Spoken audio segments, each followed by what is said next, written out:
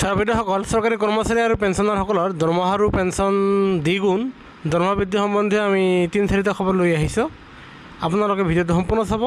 আনহাতে নতুনকৈ অহা চাৰ্ভিদাৰসকলে আমাৰ চেনেলটো লাইক এটা দি ভিডিঅ'টো শ্বেয়াৰ আৰু ছাবস্ক্ৰাইব কৰি নাপাহৰিব। চাৰ্ভিদাৰসকল, আমি প্ৰথম খবৰটো দিবলৈ ওলাইছোঁ। ইয়াত চাব, অৰাজপত্ৰিত কৰ্মচাৰী দৰমহা ৰহোৱা পৰীক্ষা কৰিবলৈ জিলা পৰ্যায়ত কমিটি গঠন। আৰু একেবাৰে শেহতীয়া খবৰ, ৰাজ্য চৰকাৰৰ সকলো অৰাজপত্ৰিত কৰ্মচাৰীৰ দৰমহা সম্পৰ্কীয় সকলোবোৰ বিষয়ে চাকৰিৰ সেৱা বিধিত লিপিবদ্ধ হৈ থাকিব।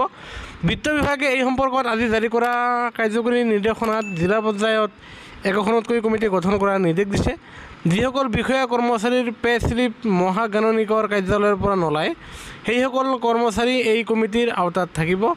এজন অধ্যক্ষ আৰু 4জনীয়া সদস্যৰে গঠিত এই কমিটিয়ে কৰ্মচাৰীৰ দৰমহা নিৰ্ধাৰণ, দৰমহাত থকা অহোৱা আৰু নিৰ্ধাৰিততকৈ অধিক দৰমহা লৈ থকাৰ বিষয়বোৰ পৰীক্ষা কৰিব। উল্লেখযোগ্য যে বহু কৰ্মচাৰীয়ে বেছিকৈ দৰমহা লৈ থকাৰ ফলত অৱসৰৰ পাছত পেঞ্চন লাভ কৰাত সমস্যাৰ সন্মুখীন হয়। এনেবোৰ সমস্যাৰ সমাধান উলিয়াই চাকৰি সেৱা বিধিৰ লগত সংলগ্ন কৰি ফিন আছাম পৰ্টেলত আপলোড কৰিব লাগিব। জিলা পৰ্যায়ত গঠন হোৱা কমিটিখনে 15 দিনৰ মূৰে মূৰে বৈঠক অনুষ্ঠিত কৰি বিত্ত বিভাগক প্ৰতিবেদন দাখিল কৰিব লাগিব, আৰু যাৰ ফলত দৰমহাৰ অহোৱা পৰীক্ষা কৰিবলৈ জিলা পৰ্যায়ত কমিটি গঠন কৰা হৈছে। এতিয়া আমি আন এক খবৰ দিবলৈ ওলাইছোঁ। আপোনালোকৰ যি অষ্টম দৰমহা আয়োগ, সেই অষ্টম দৰমহা আয়োগ আপোনালোকৰ 2027তহে কাৰ্যকৰী হ'ব। কিয়নো 2026 চনৰ 1 জানুৱাৰীৰ পৰা যি লাভালাভ কৰ্মচাৰী পেঞ্চনাৰসকলে 2026 1 জানুৱাৰীৰ পৰা অষ্টম দৰমহা আয়োগৰ লাভালাভ পাবলৈ সক্ষম নহ'ব, আৰু সেয়া 2027 পৰাহে সেয়া পাবলৈ সক্ষম হ'ব। আৰু যাৰ ফলত এটা বিশেষ কোম্পানীয়ে, ব্ৰকাৰেজ নামৰ কোম্পানীয়ে এক বিশেষ সমীক্ষাত প্ৰকাশ কৰিছে যে কৰ্মচাৰী আৰু পেঞ্চনাৰসকলৰ তেখেতসকলৰ 30% পৰা 34%লৈকেহে কৰ্মচাৰী আৰু পেঞ্চনাৰসকলৰ দৰমহা বৃদ্ধি পাব বুলি ব্ৰকাৰেজ কোম্পানীটোৱে দাবী জনাইছে।